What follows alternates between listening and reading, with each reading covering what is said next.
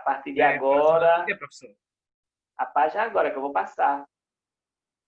Página do livro. Certo? Marcos, começa. Eu vou estar aqui só com o áudio desligado. Eu vou para a aula de inglês. Aí eu vou estar passando as páginas. Tá certo.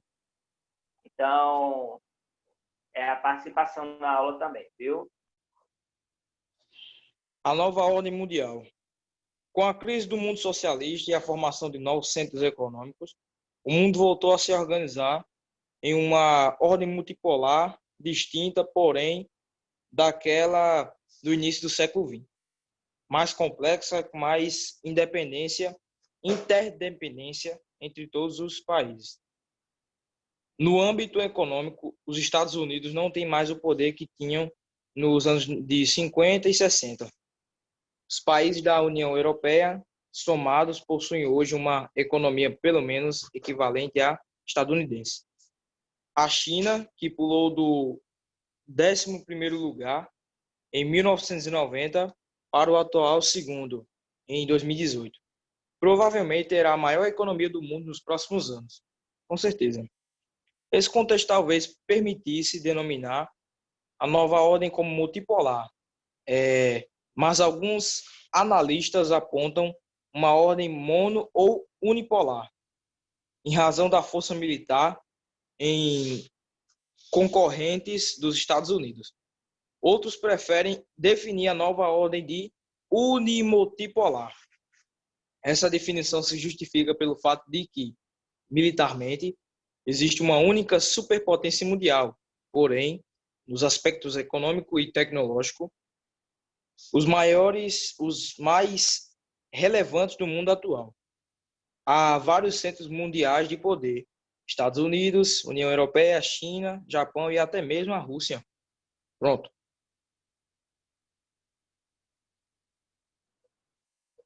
Marconi está com o áudio desligado. Terminou não, Marcos. Termina aí. Aí eu vou passando a página. A próxima página é Luísa que vai ler. Certo.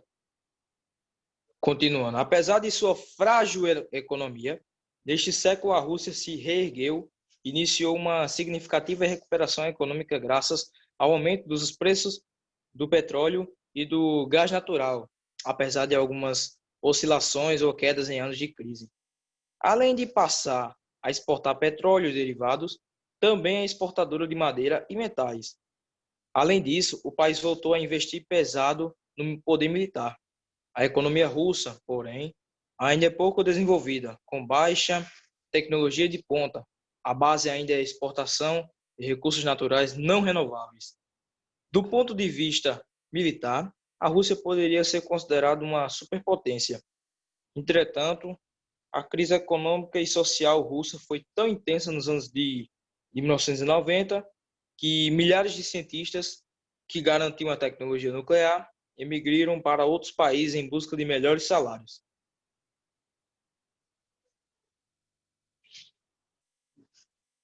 Pronto, Marco.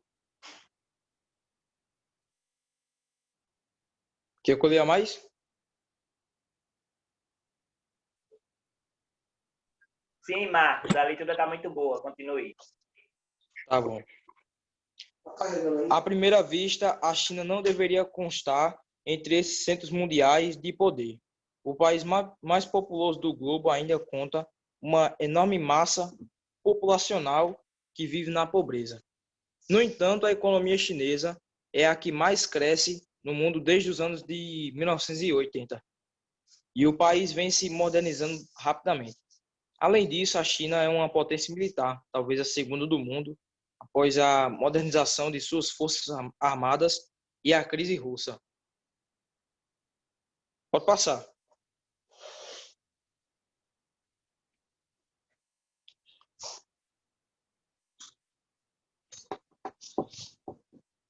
Toma.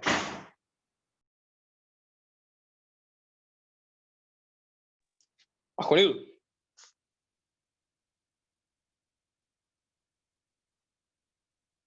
Luísa, leia aí. Poderio militar. Arrasa, Luísa. De parte?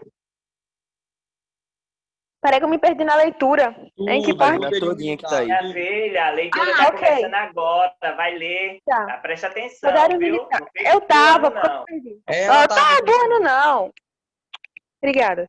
A chamada nova ordem mundial é inesperável de outros traços importantes do mundo atual: a globalização e a terceira revolução industrial. Como o advento e a popularização da informática, robótica, telecomunicações, biotecnologia e outras novas tecnologias, o mundo ficou mais integrado, ou seja, a independência dos países se intensificou, o que também conta na ordenação geopolítica do globo. A importância do poder militar parece ter diminuído nas últimas décadas, especialmente desde a desagradação da União Soviética e do fim da Guerra Fria. A supremacia econômica e a tecnologia passou a ser mais importantes do que a militar. Entretanto, uma grande potência mundial ou regional, isto é, uma potência que exerce influência ou liderança em determinada região do globo, deve também ter capacidade de defesa e até de intervenção no exterior. Sempre há o risco, peraí que eu perdi, sempre há o risco de invasões de território ou ações de ataque empreendidas por outros estados, como corte de suprimentos de energia ou de água potável, instalação de fábricas poluidoras em suas fronteiras e etc. Essa necessidade de poder militar, no entanto, não significa que há uma grande potência mundial. Tampouco as potências médias ou regionais devem priorizar os gastos militares, muito menos desperdiçar recursos em armamentos nucleares. A história ensina que a regra geral tem sido a ascensão e o declínio de grandes potências econômicas e militares. Mesmo que suas hegemonias pendurem por séculos, pode ser citados como exemplos o Império Romano, na Antiguidade, Portugal e países brasileiros no século XV e no século XVI, Espanha no século XVII, Reino Unido no século XVIII e século XIX, e Estados Unidos desde meados do século XX até os dias de hoje.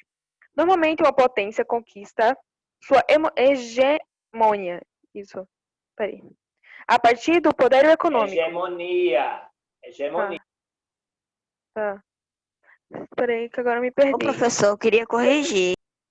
A boca, Gabriel. Seguido do militar. Em geral, o país que tem mais economia mais poderosa, que reúne maior número de fábricas e desenvolve tecnologia avançada acabada, formando forças armadas mais modernas bem equipadas.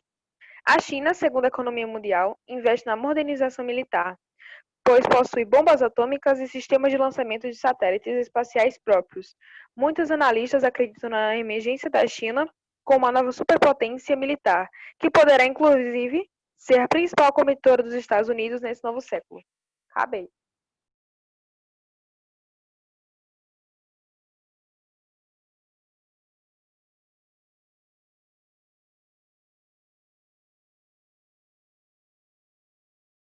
Inferior. Gabriel, e aí? Eu? É, Gabrielzinho.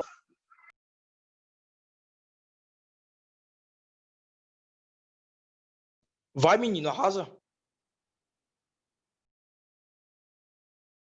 Só um minuto.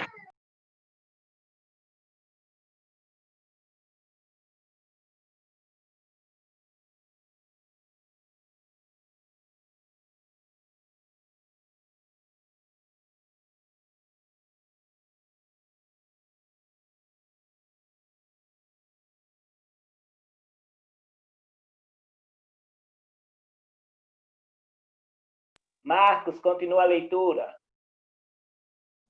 Certo. Guerra inteligente. Com a revolução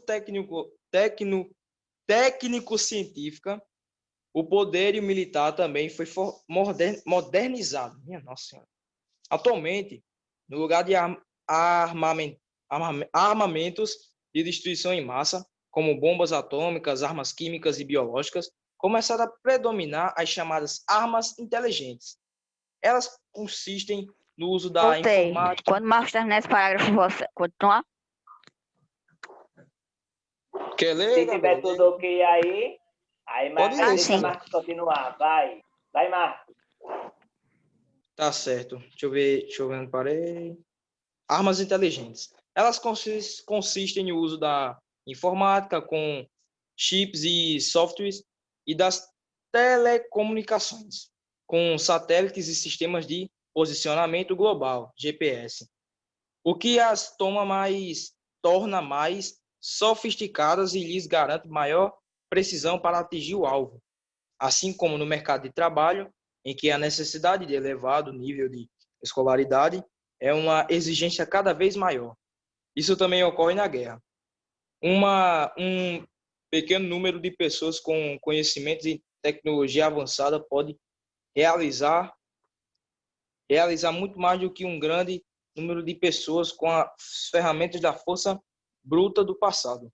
Por isso, o serviço militar obrigatório vem sendo substituído pelo recrutamento de pessoas, principalmente naquelas com o ensino médio ou superior completo, que buscam uma profissão mais bem remunerada.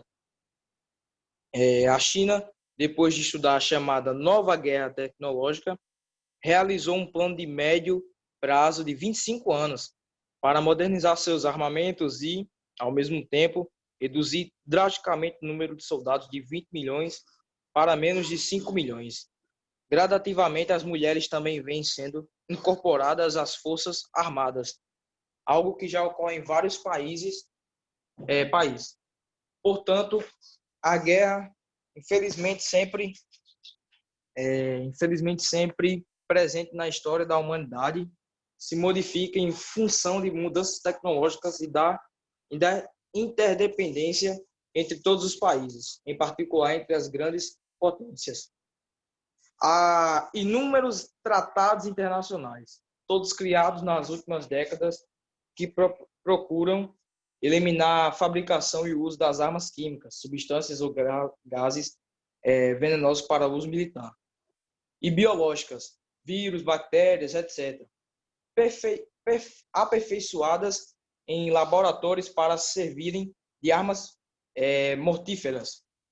Há também a tentativa de controlar os armamentos nucleares, de impedir novos testes ou novas fabricações e, ao mesmo tempo, de diminuir gradualmente as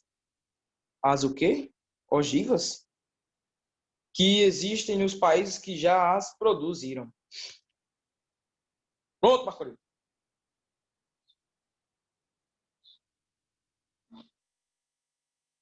Marcolino do gerencia nas 2 aulas, viu? Ave Maria.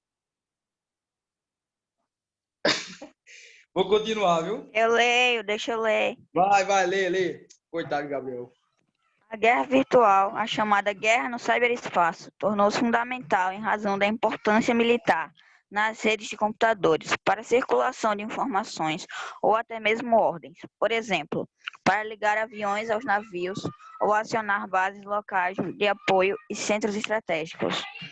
A informação é um elemento imprescindível para o sucesso de uma guerra. Um exemplo é a tecnologia dos satélites, que detectam o deslocamento de tropas inimigas ou a localização de depósitos de armamentos. Geralmente, essas informações circulam por redes de computadores.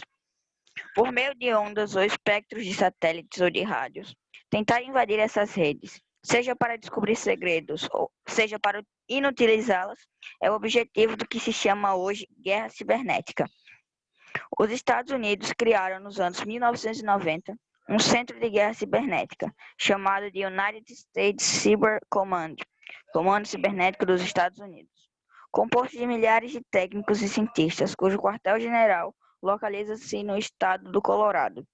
Esse centro tem como objetivo monitorar as redes de computadores para evitar espionagem, descobrir terroristas ou qualquer forma de perigo, inclusive os vírus de computadores. Terminei.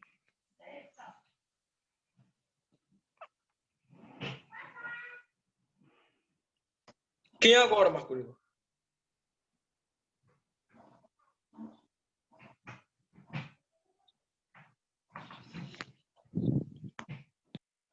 O áudio está desligado. Davi ou Gustavo ou João Vitor.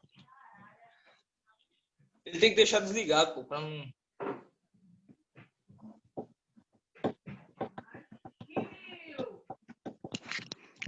Lê João Vitor, Gabriel, então, né? lê essa aí, termina aí de ler essa aí.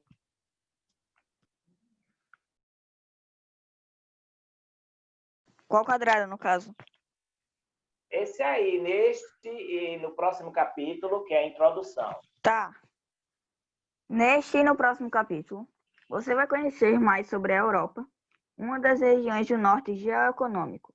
Neste capítulo, o foco é a Europa, em seu conjunto, aspectos físicos e humanos dos países que acompanham, com destaque para a União Europeia, bloco econômico regional que unificou o continente.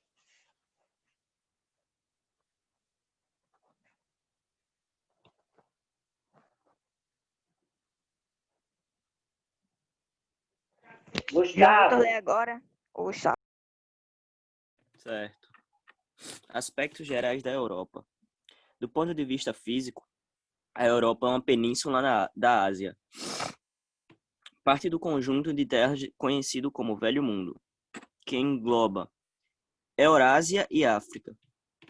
Do ponto de vista histórico-social, porém, a Europa é considerada um continente, pois desenvolveu ao longo dos séculos uma cultura que a diferencia da Ásia e da África. A cultura europeia é ocidental, baseada principalmente no alfabeto latino. Embora a Grécia utilize o alfabeto grego e diversos países eslávicos. Espera aí, professor.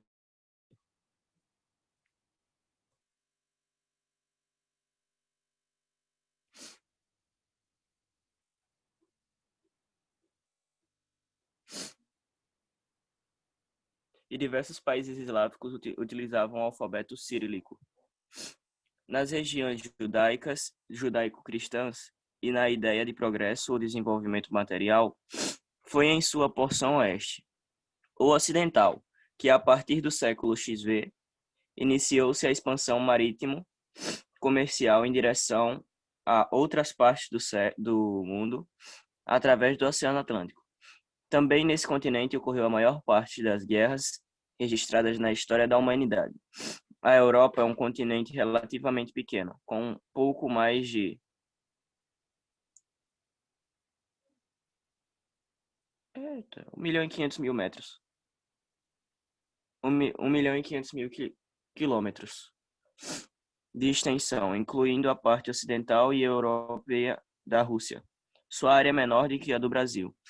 Se desconsiderarmos a parte ocidental da Rússia, contudo, o território é bastante recortado e possui grande variedade de paisagens naturais.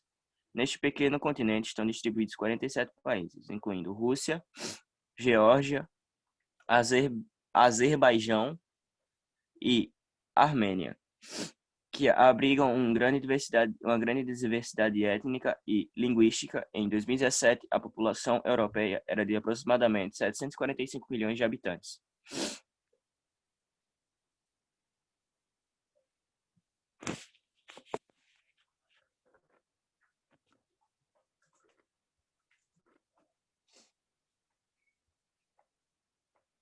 João Vitor. A Europa é limitada ao norte pelo Oceano Glacial Ártico e ao sul pelo Mar Mediterrâneo. A oeste é banhada pelo Oceano Atlântico, que forma vários mares, golfos e canais, como o Mar do Norte, o Mar Báltico, o Mar da Noruega, o Canal da Mancha e o Golfo de Biscaia, entre outros. A leste, a Europa se une à Ásia, e os limites entre eles são os Montes Urais, Cáspio e o Rio Ural. Ao observar um mapa físico que apresenta grandes extensões de terras baixas, são as planícies germânica, da Hungria, russo-sarmática e outras.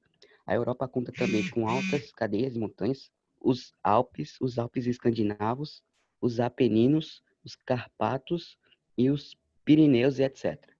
Numa altitude intermediária,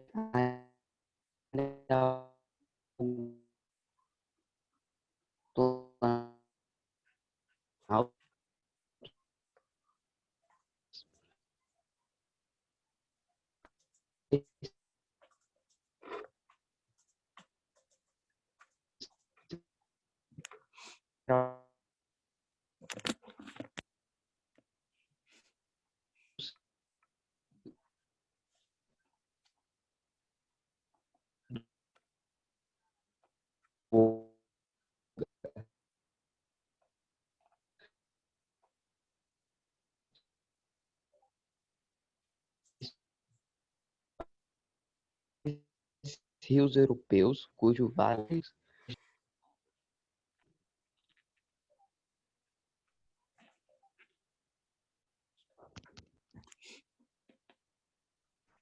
ao sul no mar Mediterrâneo, situa-se em diversas ilhas da Itália, da França, da Grécia e de outros países. Córcega, Sardenha, Sicília, Creta e etc. As principais penínsulas são, ao norte, a Península Escandinava, na qual se encontra a Noruega e a Suécia, e da Jutlândia, onde está a Dinamarca ao sul. A Península Ibérica, onde se encontra Portugal e Espanha. A Itália, na qual se destaca a Itália e a Balcânica, na qual se situa a Grécia, a Albânia e partes de outros países. Pronto.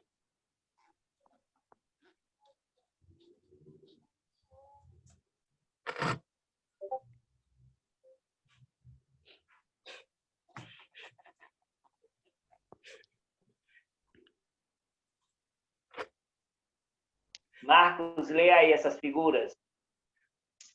Ok. A localização da primeira figura aqui, do lado esquerdo. Né? Alpes em... Ei, professor, falei isso aqui. Eu não sei pronunciar isso aqui, não. Pelo amor de Deus. Engelberg. Certo. Suíça, 2017. Aí, planície em... Vesbrem, alguma coisa assim. Hungria, 2017. Esse do meio. País de Gales, na ilha da Grã-Bretanha. Reino Unido, 2018. Porto, na Cantábria. Espanha, no Golfo de Biscaia, 2017. E o último, Vista do Amor da Noruega, em Alessin, sei lá, Noruega, 2018. Pronto, Marcolino.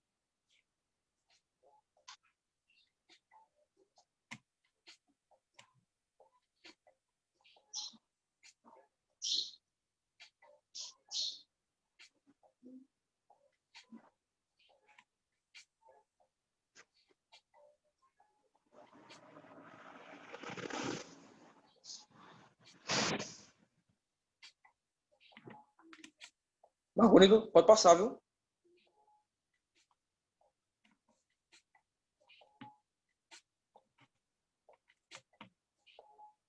Marcos, continua a leitura. Tá. A Europa localiza-se quase inteiramente na zona temperada, já que está ao norte do Trópico de Câncer e é atravessada pelo Círculo Polar Ártico. Por esse motivo, predominam no continente os climas temperados.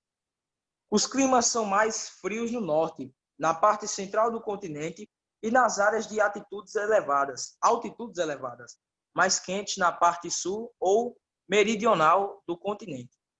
Na parte litorânea, a oeste, os climas são mais úmidos.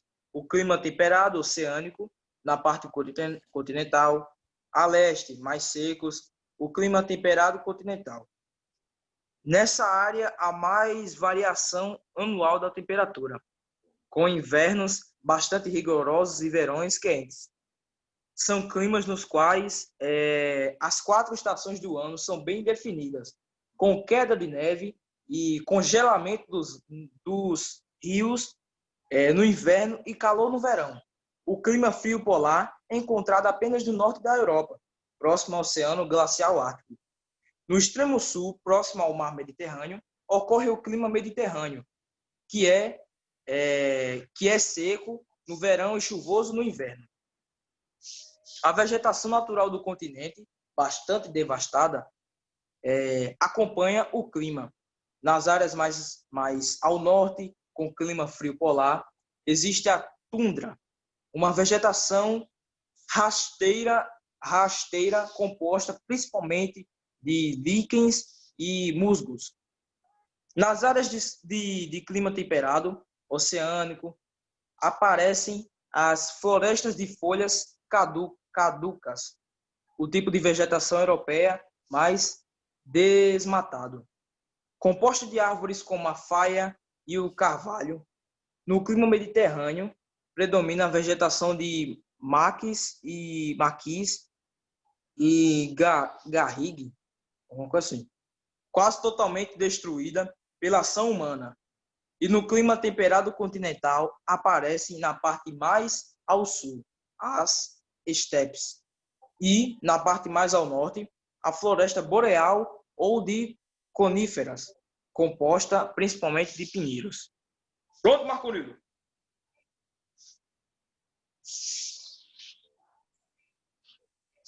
Coitado do Marcolino, perde a explicação toda, né?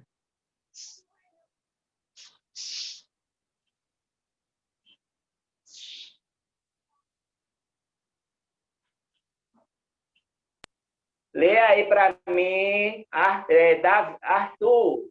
Arthur, lê aí.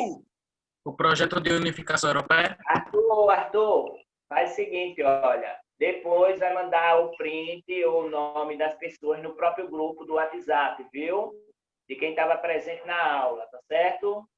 Mas Marcos já mandou a lista de presentes. Pronto, tá bom. Manda no grupo, fique mandando no grupo, tá bom? Obrigado. Continue, Arthur.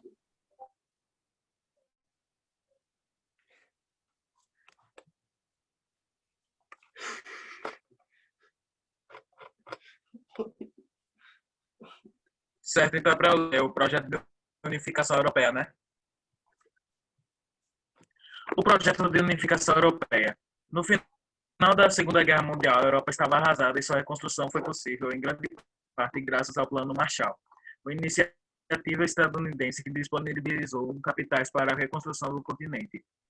Nessa época em que vigorava a rivalidade entre os países capitalistas e socialistas, a hegemonia dos Estados Unidos no mundo capitalista tornou-se indiscutível. Nesse contexto, o projeto de unificação europeia avançou, pois os países da Europa Ocidental buscavam estratégias para se fortalecer e obter autonomia em relação aos Estados Unidos. Esse projeto também foi resultado da percepção de que cada país europeu sozinho não teria mais condições, como eles tiveram durante séculos de ser grande potência no cenário internacional. É preciso ressaltar que nesse processo foi necessário aos países europeus criar mecanismos de integração para atenuar ou eliminar rivalidades históricas e evitar novas guerras e conflitos.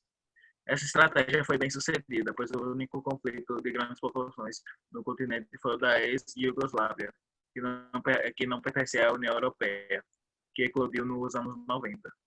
Observe no quadro ao lado os dados estatísticos da União Europeia.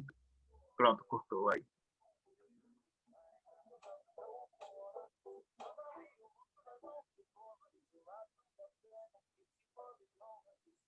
Observe no quadro ao lado os dados estatísticos da União Europeia. Atuais em seguida, acompanhe o infográfico apresentado nas páginas 34 e 35 para entender melhor o projeto de unificação.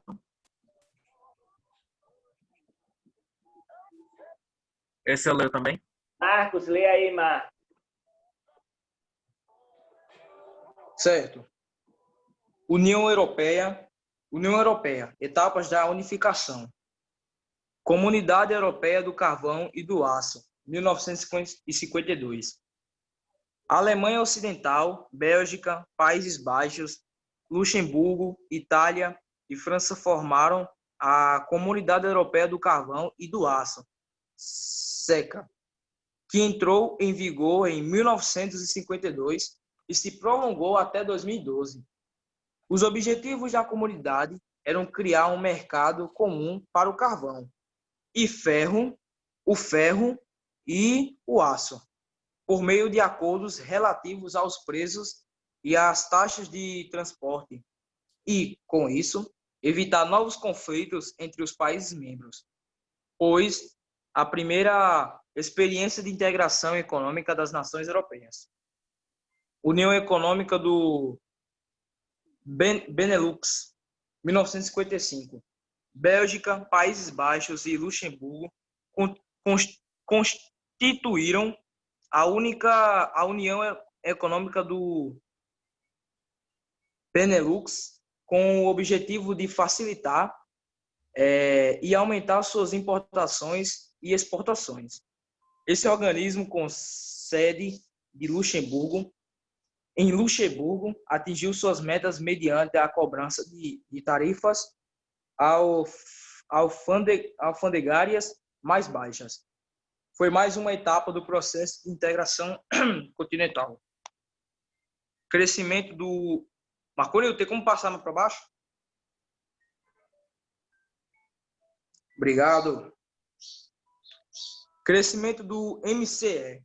Reino Unido, Irlanda e Dinamarca passaram a integrar o MCE em 1973.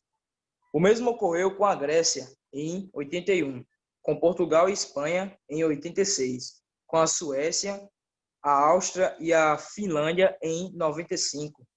Ao longo da década de 90, o MCE, sediado em Bruxelas, evoluiu para se tornar uma união monetária, o que confirmou seu forte caráter político. Em 94, passou a ser denominado União Europeia, UE, com um objetivo mais amplo: construir uma unidade política, econômica, monetária e militar na Europa. Mercado Comum Europeu, 1958. Bélgica, Países Baixos, Luxemburgo, Alemanha Ocidental, França e Itália assinaram o Tratado de Roma, dando origem à Comunidade Econômica Europeia, CEE, que passou a vigorar em 58. Mais conhecido como Mercado Comum Europeu, MCE, esse organismo foi criado com o intuito de garantir a livre circulação de mercadorias, serviços e pessoas entre os países membros. Ou seja, sua finalidade era eliminar todos os obstáculos, alfandegários ou não, que impediam o livre comércio. Pode passar, Marconil. Quase não dá para ler.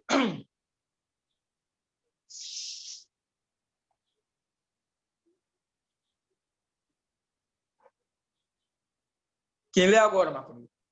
Você, Marcos, termina essa leitura? Tá certo. Tratado de... Vixe, Mário, eu vou ler isso nada, mano. Em 92. Maastricht. Maastricht, Tá bom. Em 92. Esse tratado prepara a União Monetária Europeia, a moeda única, e introduz elementos para uma união política, cidadania política comum externa, além de assuntos internos. Ele cria a União Europeia no lugar do MCE e confere um maior peso ao Parlamento Europeu, estabelecendo ainda novas formas de cooperação entre os países membros da União Europeia. União Europeia atual.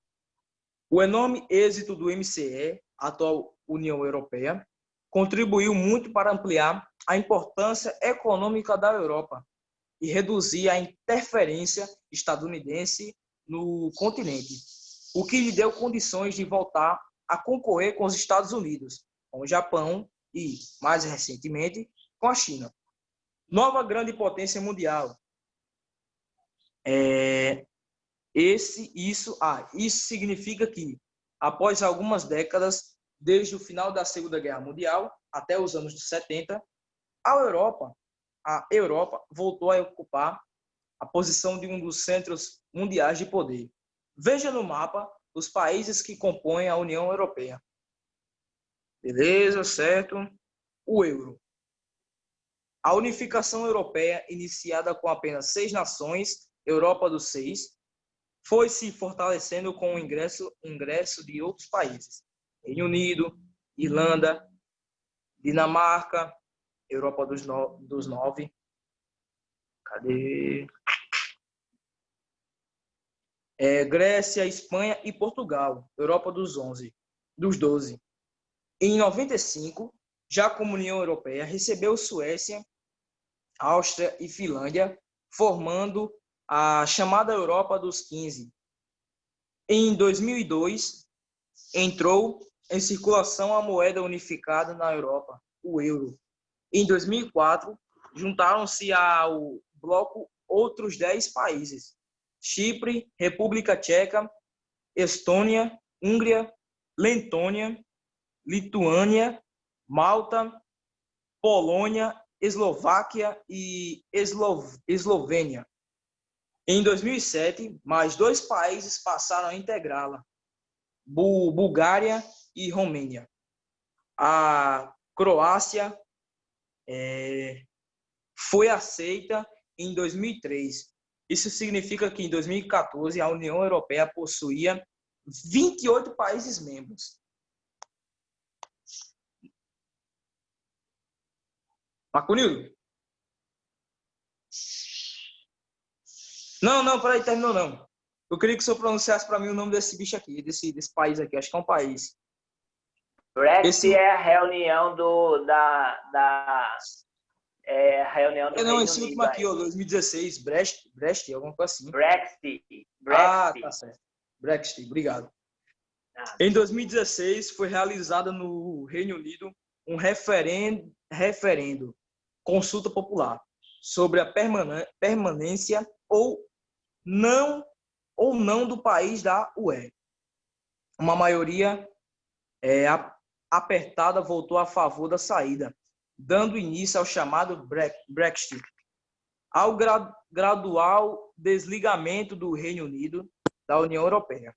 É preciso destacar que os votos pela saída foram provenientes, sobretudo dos setores conservadores e de trabalhadores ameaçados pelo desemprego, como minha nossa, tá ruim de ler, viu? Como os das minas de carvão.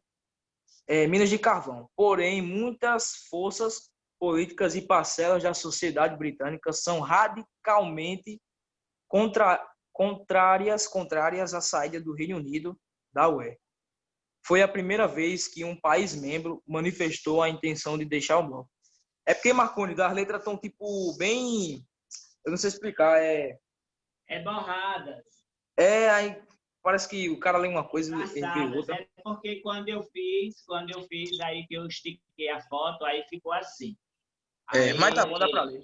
Pronto, olha, nós estamos terminando a aula de redação agora, viu? Tchau, turma. Não é redação não, professor. Obrigado. É leitura. Redação. Tchau. Tchau, galerinha!